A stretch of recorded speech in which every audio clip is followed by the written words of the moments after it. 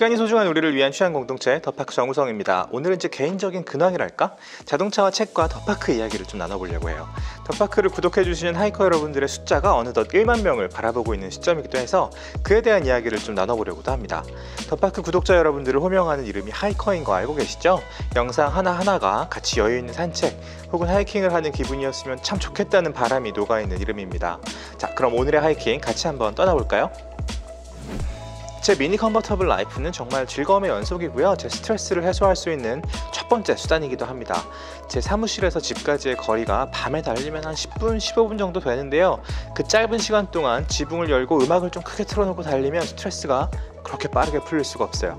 스트레스가 풀리는 방식에도 차이가 있다고 생각하는데요. 제가 스트레스를 푸는 두 번째 방식, 요가 수련이랑 비교를 해보면 설명이 좀 쉬울 것 같아요. 요가를 수련할 때 스트레스가 풀리는 방식은 약간 기화하는 거랑 비슷합니다. 스트레스가 딱딱한 고체이고 수련을 하면 할수록 그게 기체로 날아가는 거예요. 이렇게 휘휘휘 하고 사라지는 거죠. 수련하면서 몸에 열도 많이 나고 땀도 많이 나고 하니까 또 뭐 그런 것 같기도 하고요. 그 열로 스트레스를 녹여버린다는 상상을 하면서 수련하는 시간도 많아서 더 그런 것 같습니다. 이런 기분에 대해서는 제 두 번째 에세이 단정한 실패에 훨씬 더 자세하게 썼습니다. 혹시 요가 수련에 관심이 있는 분, 스트레스 컨트롤이 필요하신 분들은 제 책을 읽어보시면 좀 도움이 되실 거예요. 제가 극도의 스트레스와 또 만만치 않은 우울감에서 탈출한 또 연대기이기도 하거든요. 제 퇴사와 이직과 창업의 기록이기도 하고요. 지붕을 열고 달릴 때 스트레스가 풀리는 방식은 바람 그 자체입니다. 자잘한 덩어리로 머릿속에 박혀있는 스트레스들이 바람에 막 날려서 사라지는 거예요. 여러분 세차장에 가면 에어건 있잖아요. 바닷가 호텔 앞에 서 있는 그런 거요. 신발에 붙어있는 잔모래들을 제거하고 들어오시라고 호텔 앞에 설치해 놓은 거, 그런 거. 컨버터블의 지붕을 열고 달리는 건 일상의 에어건 같은 거예요. 아주 사소하고 자잘하게 박혀있는 스트레스 알갱이들까지 막 다 날려버리는 거죠. 미니 컨버터블의 주행 모드를 스포트로 바꾸고 반옥타브 정도 올라간 것 같은 엔진음을 들으면서 달리는 기분도 아주 좋습니다. 정말 영원히 즐기고 싶은 기분이에요. 저도 언젠가 차를 한 대 더 가져야 되는 시기가 올 텐데요. 그때 미니 컨버터블을 보내지 않으려면 좀 정말 열심히 해야 될 것 같습니다. 요즘 캐스퍼가 정말 인기죠. 경차는 제가 정말 좋아하는 장르이기도 해서 저도 큰 관심을 갖고 있습니다. 현대가 진짜 아토스 이후에 처음 만든 경차이기도 하고요. 아직 시승을 해보지는 못했는데요. 아마 저희 구독자 수가 한 10만 명 정도 되면 기회를 조금 더 빨리 얻을 수 있지 않을까 싶습니다. 세상은 냉정한 겁니다, 여러분. 쉽지 않아요. 혹시 저희 하이커 여러분들 중에서 캐스퍼 출고하신 분 계신가요? 캐스퍼 오너분들 중에 혹시 저한테 리뷰할 기회를 주실 수 있는 분이 계시면 제가 빈피디랑 멋지게 리뷰를 한번 해보고 싶습니다. 댓글에 남겨주시거나 저희 인스타 DM으로 말씀을 주시면 제가 연락을 드릴게요. 제 첫 차가 스파크 수동이었잖아요. 그때 모닝이 아니라 스파크를 산 이유가 있거든요. 그리고 자동 기어가 아니라 수동 기어를 산 이유가 또 있었습니다. 캐스퍼가 경차의 한계를 어떻게 극복했고 경차의 장점을 또 어떻게 부각시켰는지 정말 너무 궁금해요.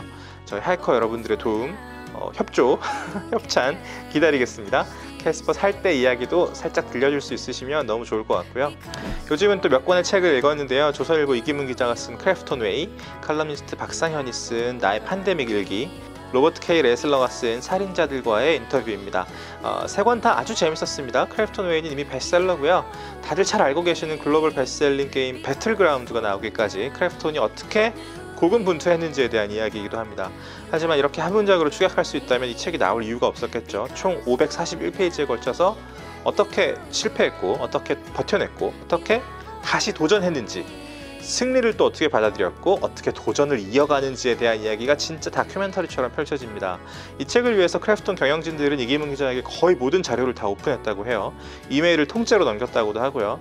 크래프톤은 그만큼 거의 모든 회의에 대한 기록도 갖고 있었기 때문에 매우 충실한 사료 수준의 기록이 가능했다고 합니다. 자료의 취재를 더하면 이렇게 멋진 책이 나올 수도 있는 겁니다.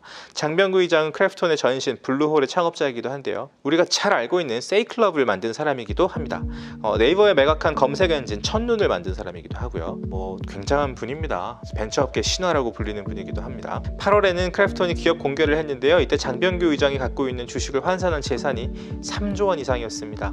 이 책에는 챕터와 챕터 사이 크래프톤 장병규 의장의 메시지가 적혀 있습니다. 비전에 대하여, 의사결정에 대하여, 투자에 대하여, 소통, 시장, 도전, 인재, 조직, 마무리는 최초에 대하여 라는 제목을 가지고 있습니다. 진짜 드라이하고 단단한 글이고 제가 너무 좋아하는 챕터들이어서요, 게임이나 사업에 관심이 없는 분이라도 아마 뼈가 되고 살이 되는 이야기로 읽힐 거예요. 나의 팬데믹 일기는 2020년 우리한테 코로나 바이러스라는 이름이 들려오기 시작한 순간부터의 거의 모든 순간들이 미국에 살고 있는 저자의 날렵하고 예리하면서도 따뜻한 시선으로 기록되어 있습니다. 박상현 씨는 지금 미국에 체류 중인 작가이자 번역가, 칼럼니스트고요.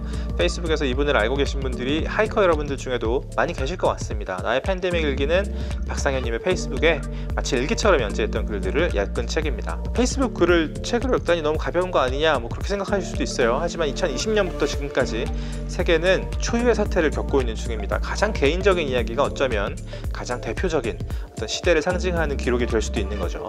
박상현님은 주로 미국에 머물면서 미국과 한국의 정치와 정세, 코로나 바이러스와 일상을 둘러싼 여러 가지 이야기를 진짜 편안하게 썼습니다. 날카롭지만 따뜻하고 굉장히 예리하면서도 부드러운 필체가 돋보입니다. 저랑 개인적으로도 친분이 있는 분이고요. 제가 진짜 좋아하는 어른이어서 이렇게 소개를 드리고 싶었습니다. 당연히 상현님도 하이컷이고요. 제가 좋아하는 제목의 칼럼은 딸에게 평등한 사회, 그리고 We Believe라는 칼럼인데요. 이건 상현님이 산책하다 읽은 문구라고 합니다.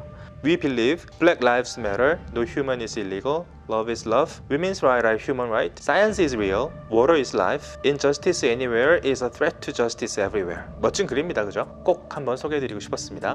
로버트 K. 레슬러가 쓴 살인자들과의 인터뷰는 연쇄살인마, 시리얼 킬러라는 말의 창시자이자 글로벌 프로파일링계의 창시자죠. 로버트 K. 레슬러가 쓴 책입니다. 전직 FBI 요원이시고요.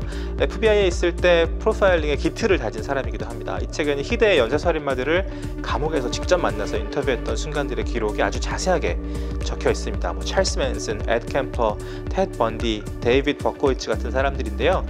근데 이 사람들 이야기를 자세하게 말씀드리면 너무 잔인하고 불쾌하고 좀 약간 그래요. 그래서 참고가 되실 만한 넷플릭스 영화랑 다큐멘터리를 좀 말씀드리자면, 일단 마인드헌터를 보시면 거의 로버트 K. 레슬러의 이 책 자체를 재현한 것 같은 드라마입니다.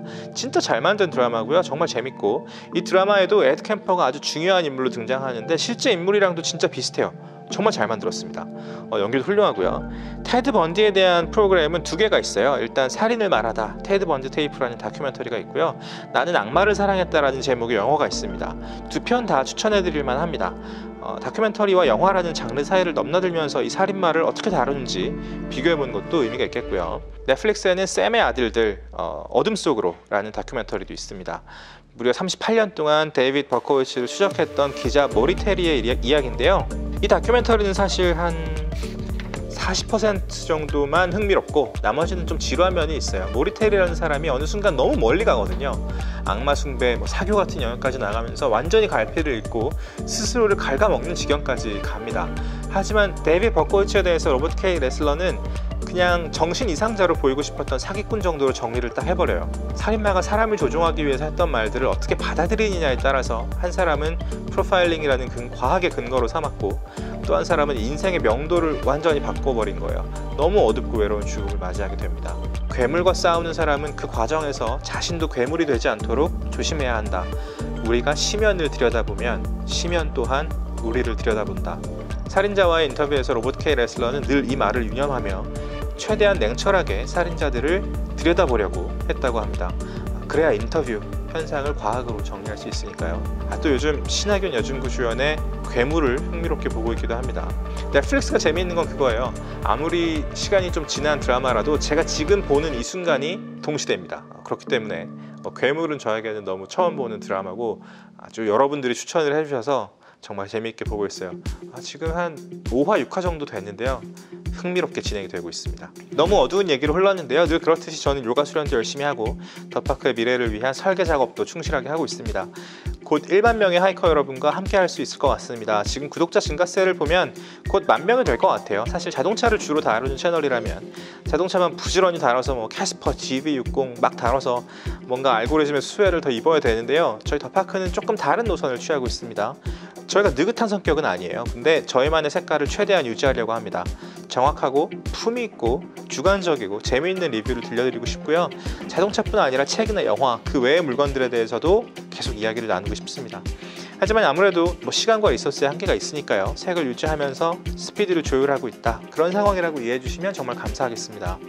앞으로도 다채롭게, 위트 있게, 또 품위 있게 리뷰하는 채널이자 미디어로 거듭나겠습니다. 혹시 하이커 여러분들은 어떤 책이나 영화, 드라마 즐기고 계신지 댓글에 남겨주시면 제가 또 주의 깊게 살펴보고 더 많은 하이커 여러분과 나누도록 할게요.